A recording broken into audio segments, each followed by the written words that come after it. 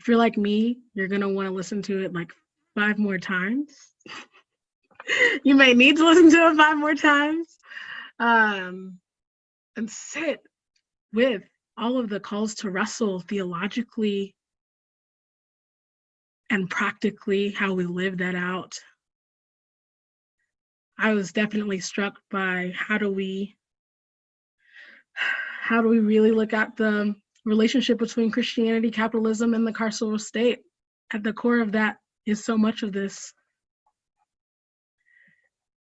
that deifies profit and private property over people. I was struck by the exhortation for imagination rather than negation. The freedom dreams.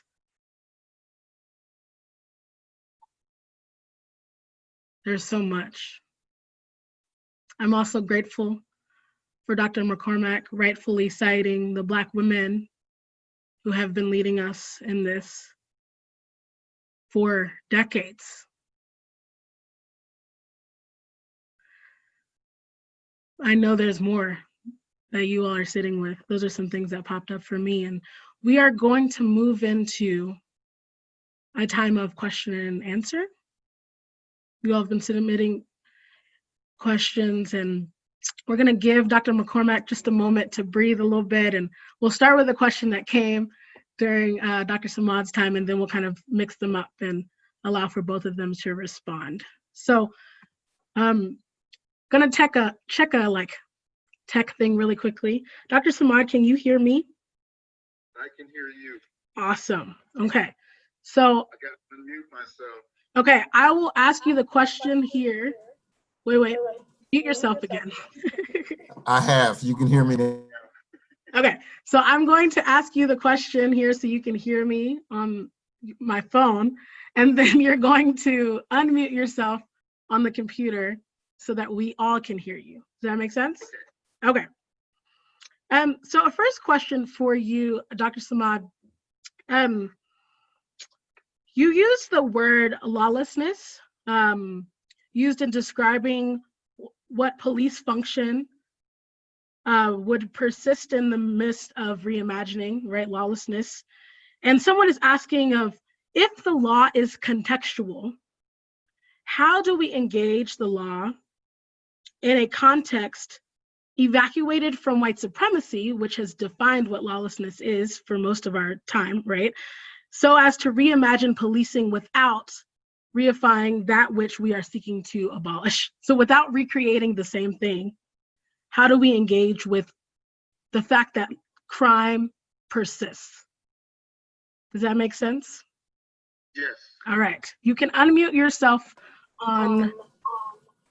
Well, first of all, you understand that laws are set by dominant cultures, and generally those dominant cultures tend to see those outside of their culture as what is called otherness. And so the first thing that we have to do is re-socialize those who make the laws. In America, while the ethnic status of America is becoming more diverse, white people are still the majority of this country, three-fifths, ironically enough, and probably will be for at least the next 15 years, okay, until 2035. And so you also have to understand that Americans have been socialized in a certain way to be able to rely on social authority to keep the status quo in check. So the deeper conversation is how, one, do we reverse this trend of anti-racism or anti-otherness in our society and force the conversations where municipalities acknowledge that they police others differently than they police the dominant culture. The second thing is we have to acknowledge there's some weaponizing going on what I say in my lectures, and I've written about, called weaponizing whiteness, in which the dominant culture understands that the authority figures are there to protect them, and thus will seek to reinforce that authority upon anybody in which has been directed to call by someone of the dominant culture. And in this particular period of time, we see white women weaponizing whiteness in a way that we haven't seen in a long time. Now, white women have weaponized whiteness from the beginning of time. The quickest way a Black man could be lynched in America was to be accused of touching a white woman or raping a white woman. And in many instances, that was a false allegation, most instances, in fact. And so we have to begin to make the authorities, whether it's the policing authorities or whether it's the court authorities or whether it's the prosecutorial authorities, understand, that their truth is not always the truth, and that we have a right in some instances to defend ourselves against false allegation. That's what the courts were set up for, is for you to be able to have your day in court to prove your innocence. But when the justice system is tainted, and then you have the court system that is tainted, that makes it difficult to do. And so in a society in which we are a nation of laws, laws have to be rewritten to reflect the culture and cultural norms upon which the people live. And they can't favor one segment of the population over another segment of the population. And that is part of what we're experiencing now, is that we essentially have a Eurocentric legal system that was written for white people that have now may have outlived its usefulness because there are many vestiges of segregation and many vestiges of slavery in these legal codes that they can pull out at any time. And so one of the things that we as a society and you as a movement can do is to begin to insist that the education systems in which you come out of, particularly public education, begin to teach civics again, because they have stopped teaching civics in school. So people don't understand government or the role of government. The whole purpose of government is to protect the citizenry and to serve the citizenry, meaning provide service or service delivery to the citizenry. So anything else outside of that is in addition to what government provides. And when government doesn't provide basic necessities, then there's always the question to be asked, what is the need for the use of government? And so we have to understand the democratic process as it has been set up constitutionally. And democracies don't run on remote control. Democracies need to be engaged. That's the other thing that we need to do, is we begin to need to identify people who are able to represent the view of the citizenry in a very diverse way. So Dr. Samad, can you hear me on the phone? I think you hung up. Nope, I'm still here. Mute yourself really quickly though for me. Can you hear me on the phone? Awesome. Okay. I just want to ask a little bit of a follow-up question to this last piece that you just named.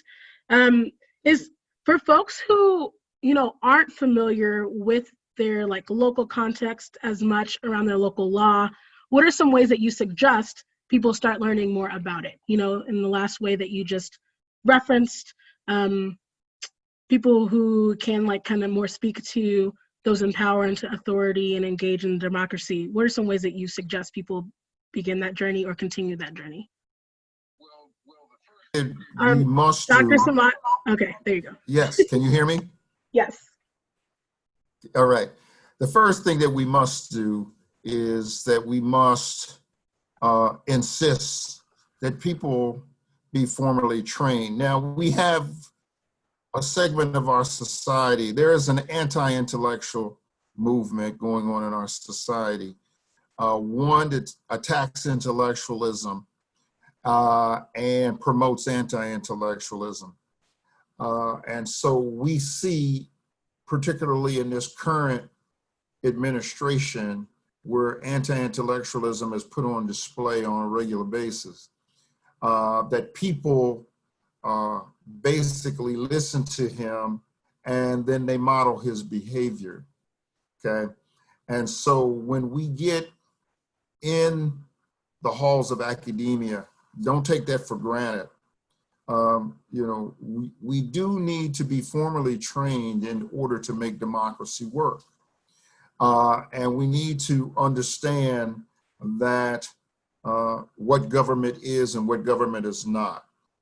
And most young people have a fear of government, and it is a founded fear that they're supposed to do whatever government says. They're supposed to subjugate themselves to the demands of government.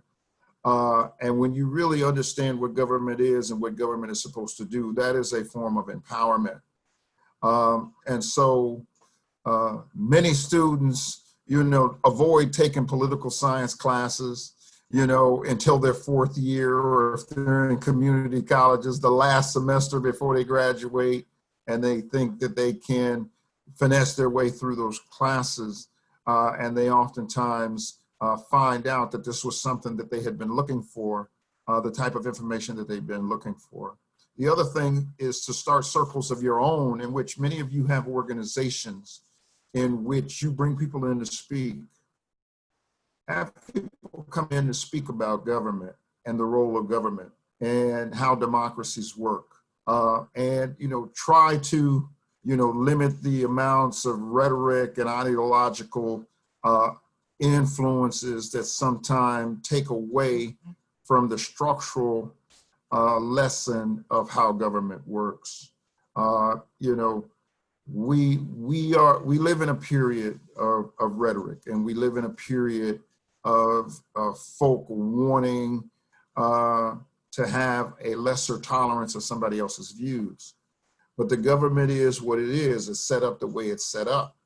Now, we can't, you know, talk about freedom of speech, and we can't talk about freedom to protest and not understand the other things that the Constitution say, and also understand that states' rights also have a big influence on how the Constitution is read. The government, the federal government, cannot intervene in the affairs of the states unless they are called in by the governor.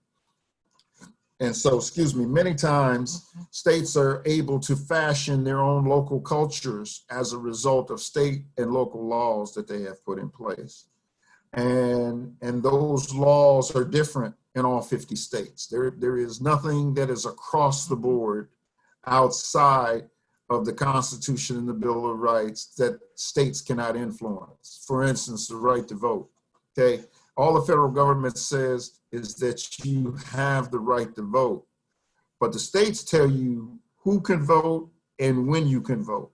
And so the states tell you, well, if you've ever been convicted of a crime, you can't vote. Or in California, if you're in prison or on parole, you can't vote. And then they can determine, you know, how you vote, okay? They determine the dates of elections. They determine where you vote. We saw just this week where a state was able to reduce the number of polling places for a 700,000 person city, you know, from 400 locations to 1. That is the power of the state, okay? And many people didn't understand how they could do that. Well, the state tells you who can vote, how you can vote, where you vote, when you vote.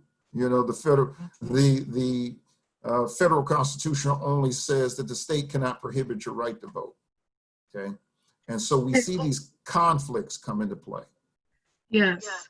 Dr. Samad, we could sit and listen to all your brilliance all night long, but we actually can't. So can I cut you off right there? Is that okay? I was just cutting you off right there. Can you hear me? All right. Thank you though. Thank you, thank you. And sorry about that, but we do need to keep moving. There are many ways that I think that we could probably continue to connect with Dr. Samad's brilliance. So I hope that you all find ways to check out more of his work. I do want to throw some questions over to Dr. McCormack. And one of the questions that folks are asking is, you referenced some of these Black women who are abolitionists, and we're wondering even if you can dig a little bit more theologically to throw out us some of the womanist theologians who have influenced your theological reflections on abolition, and how that particular theological, critical theological engagement has influenced the way that you're thinking about this. Yeah, thanks for the question. I mean, so when I think about this kind of lineage of conversations about abolition, womanist theologians who are specifically doing abolitionist theology don't come immediately to mind. It's not to say that they're not doing it, right? But the whole entire framework of womanism, right, that they're building upon Alice Walker's definition of what it means to be womanist, what it means to be about the wholeness of the community, right, is about putting into place those structures, right, of relationality and care and communalism that create the kind of world of safety and protection and wholeness and healing that we're looking for. So one could argue that womanist theology in itself is a type of abolitionist project insofar as it's the kind of imagining of the holistic community that we want to live in. Right. So when you think about the work from, whether it's from Katie Cannon's ethics, all the way up to the work that Stacey Floyd Thomas has done in Deeper Shades of Purple, to the work that Emily Towns does in her book, the title escapes me, but certainly the text, the construction of evil. What is it about evil? Oh my goodness, the cultural production of evil, womanism and the cultural production of evil, right? So all of those texts, if you think about the work that Carrie Day is doing over at Princeton Theological Seminary, and how she's, interrogating neoliberalism, all of those things, the work that Tamora Lomax, who is a Black feminist scholar of religion, who may not name herself as a womanist, but still is in the lineage of doing that kind of work, right? So there are a lot of thinkers who may not name themselves as womanist abolitionist theologians per se, but are doing that work of freedom dreaming, right? And then through the framework of womanism that helps us to imagine the kind of world that we want to live in, which, by the way, I should say, that is because someone like Charlene Carruthers, who's not a theologian per se, but is a thinker, who's one of the organizers of BYP 100 in Chicago, right, reminds us that talking about abolishing the police always has to be intertwined, always already with a conversation about dismantling patriarchal violence. Because if you're not talking about dismantling patriarchal violence, you can't be talking about abolishing policing, because of the fact that so much of the kind of orientation towards domination and control and captivity and violence is wrapped up in patriarchal logics that we see in the kind of toxic masculinity that we see played out among police, right? So all of these womanist theologians, insofar as they're deconstructing patriarchal violence, are doing a kind of freedom dreaming towards the kind of world that we want to live in. Yes, thank you for making those connections for us. It is all connected. There's been a lot of attention given to a particular question that we're going to throw at you. So how would you make sense of the role of premillennialism, the tribulations, etc., and evangelicals' expectation of growing and enduring lawlessness in the world that we see now? That's a very interesting question, right? Yeah, question. I haven't really thought about it in that sense, but I mean, there was a kind of apocalyptic theology, at play in it, with a certain kind of dispensationalist and or certain evangelical framing of what apocalypse. I can't talk tonight. It's late. Apocalypticism looks like, right? Insofar Take your time. expect and take for granted and resign ourselves to the ever worsening of the world until the rapture comes and takes all the good people out of it, right?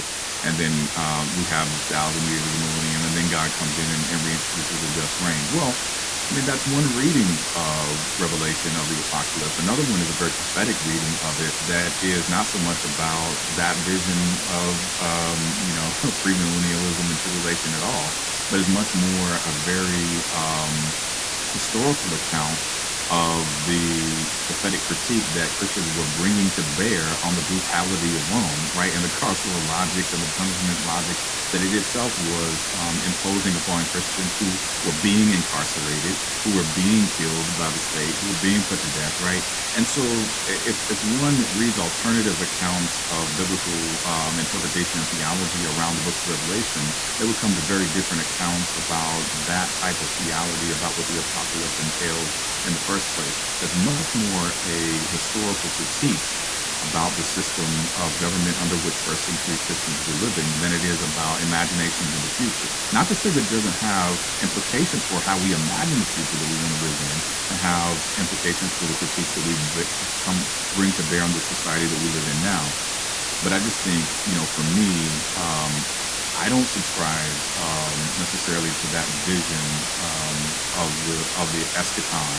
But I take the point, though, that it is important that if Christians are holding to that kind of theology, right, it makes them resign to the fact, if not even anticipate and celebrate growing lawlessness, because growing lawlessness means we're one step closer to the rapture, right? And then that could be considered a theology that becomes complicit with, holding in place the status quo and not wanting to see change.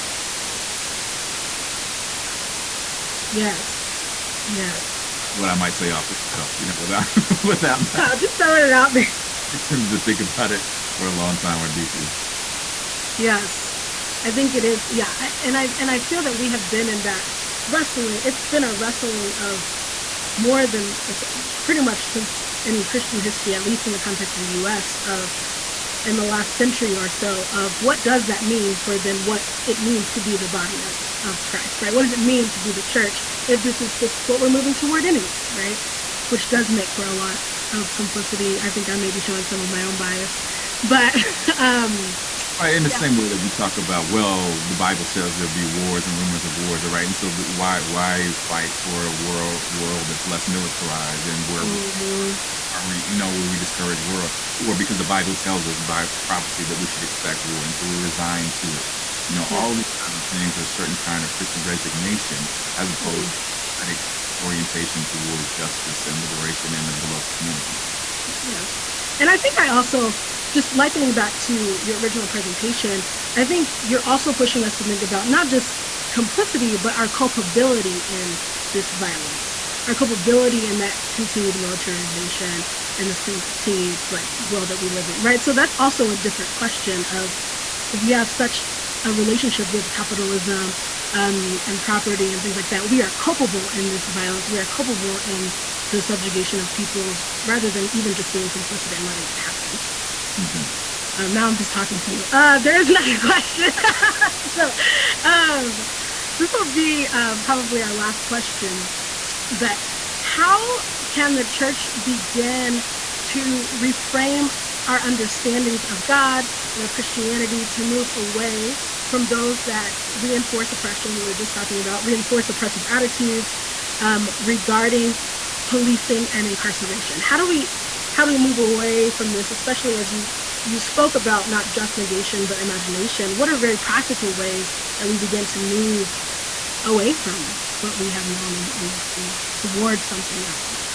Well, see, now this is dangerous theologizing. This may be too dangerous for InterVarsity. I don't know. Go on, speak on. You're right. Go ahead.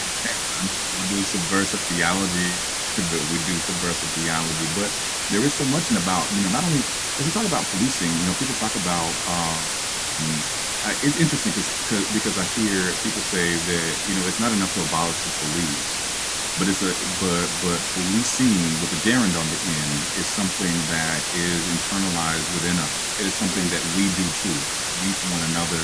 We police gender. We police respectability. We police sexuality, right? And we police our own imaginations, right? So our imaginations are policed from what we're able to allow ourselves to imagine. And so, and particularly our theological imaginations are policed. So that when we start asking questions about reimagining God, right, that becomes such a taboo and sacrosanct conversation that we can allow ourselves to imagine God differently. And this is coming up when BLM is saying, okay, while you're tearing down Confederate statues, also tear down those statues of white Jesus, because those are just as colonialist. Those are as monuments to white supremacy as anything else. But when you start talking about tearing down white Jesus, right, the whole apparatus around the theological imagination is so deeply invested in white Jesus, right? So that when people start talking about a womanist theology that can say, I found God within me, as Ntozake Shange says in The Color Girls, and I love her fiercely. And we start imagining God in terms of the divine feminine, or we start imagining other kinds of metaphors for God that allow us to think of God more lovingly and more justly, then that imagination gets policed so quickly. So that takes me from really quick, because I was having a conversation with another brother recently about that, and somebody was saying, well, hey, you're in Louisville, you're there on the ground where all the stuff is happening around Breonna Taylor and everything else. What does God mean for people in this moment? I said, well, that takes me back to James Baldwin, right? Baldwin, that black queer, right, theologian, right, and thinker, right, who we can't talk about, right, because that messes up our sexual politics around theology. But Baldwin said something to the effect of, if the concept of God is to have any validity, any use, any value in this moment, it is to make us larger, freer, and loving. And if God cannot do that, we must get rid of him, right? Now, Baldwin's saying something profound and provocative there.